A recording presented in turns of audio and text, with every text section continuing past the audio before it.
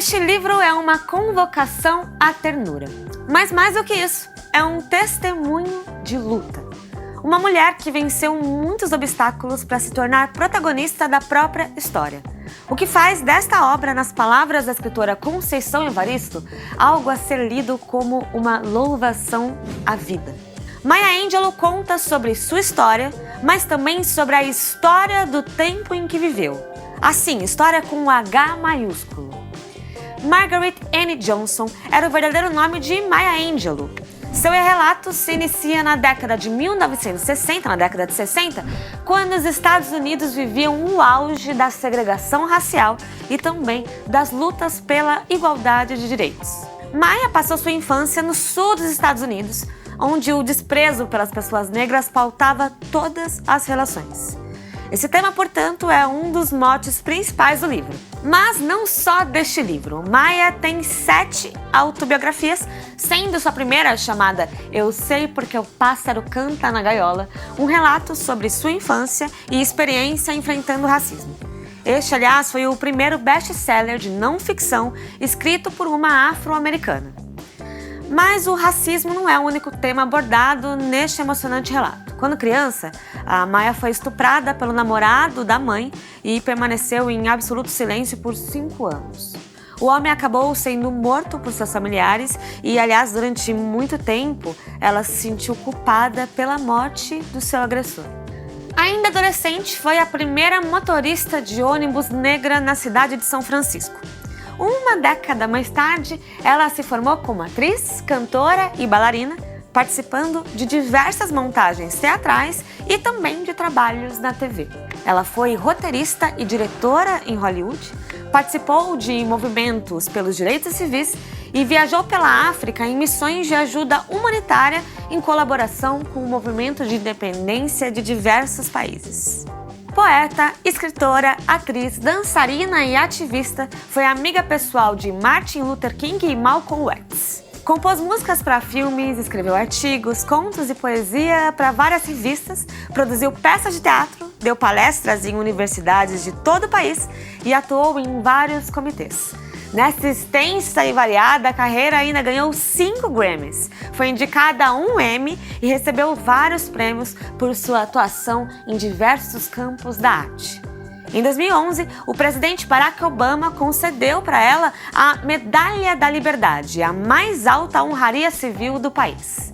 Negra, sobrevivente, trabalhadora, ativista e artista, Maya Angelou deixa um verdadeiro legado para todos que lutam pela igualdade de direitos para homens, mulheres, brancos, negros e todos os povos. Sim, porque Maya escreve, como eu disse lá no início, uma carta a todas as mulheres, de qualquer povo, cor e religião. Mas esse livro vai tocar não apenas elas, mas também os homens interessados nessa questão. Escrito em 2008, Carta Minha Filha reúne 28 textos, sendo alguns deles, inclusive, em forma de poema. Nesses relatos, Maya narra experiências e episódios de sua vida, enquanto dedica toda a narrativa a uma filha que nunca existiu, que pode ser eu, pode ser você, ou ela ali, ó. Com tradução de Celina Portocarrero, poeta, tradutora, pesquisadora e antologista, Carta Minha Filha propicia um olhar delicado por tratar de temas ainda muito atuais e, ao mesmo tempo, pertinentes, tais como racismo, violência contra a mulher, estupro, maternidade precoce, identidade, empoderamento, ativismo social e cidadania. Ao mesmo tempo, esse livro faz refletir sobre questões mais pessoais, como amizades, comportamento, morte, fé, virtudes, amor e, sobretudo, o nosso estar no mundo e como olhamos para as coisas. Falando de um jeito fácil, mas contando coisas como uma boa contadora de histórias, Angelou relata que, apesar dos pesares, há sempre o amanhã. Em dias tempestuosos ou ensolarados, em noites gloriosas ou solitárias, não importa. Qualquer um pode seguir sobrevivendo, apenas oferecendo um sorriso e não se deixando diminuir pelo que é ruim. fazendo parte de lutas coletivas, citando outros nomes importantes da cultura, erros da adolescência, lições aprendidas, condições ultrapassadas, amadurecimentos, emergências, insatisfações, dores, histórias engraçadas ou pesadas, a gente vai aprendendo que a vida ama a quem vive. Querida filha, essa carta levou um tempo enorme para se formar.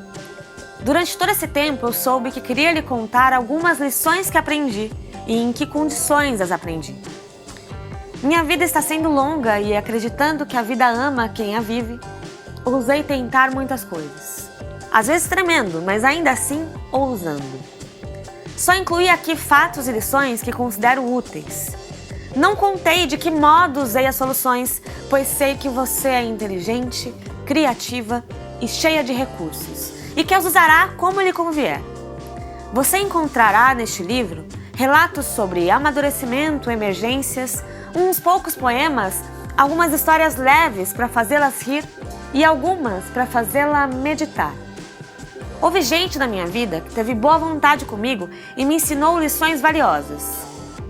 E houve quem tivesse má vontade e me desse inúmeros avisos de que meu mundo não seria feito apenas de pêssegos e creme. Cometi muitos erros e, sem dúvida, ainda cometerei outros antes de morrer.